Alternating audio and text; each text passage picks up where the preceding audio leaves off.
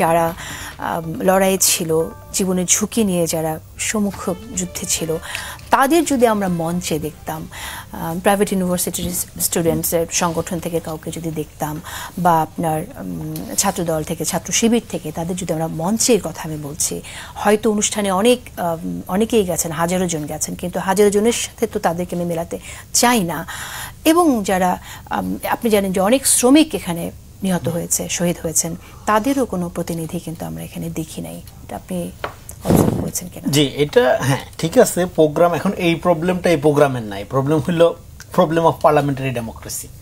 এটাতে always representative ব্যাপার হয়। ধরেন এখানে শহীদ পরিবার থেকে একজন ছিল, আহত চোখ হারানো মাহবুবের ভিডিও দেখানো হয়েছে, তো অল্প একটু দেখানো হয়েছে, এবং প্রায় ঝুম বৃষ্টির মধ্যে প্রোগ্রামটা হয়েছে, আমরা সবাই ভিজে গেছি।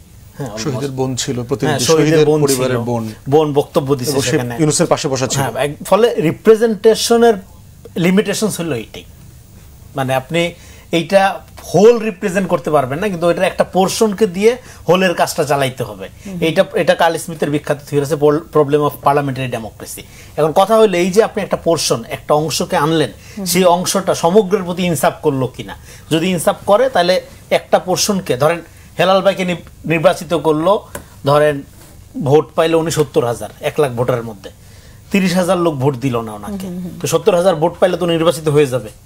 তাহলে 30,000 লোকের কি তাকে কোনো অধিকার থাকবে না, বঞ্চিত থাকবে। ফলে উনি যে ওই যে 70,000 লোক যে ওনাকে পাঠাইলো, এবার ওনার দায়িত্ব হলো ইকুয়ালি সবার উপর ইনসাফ করা।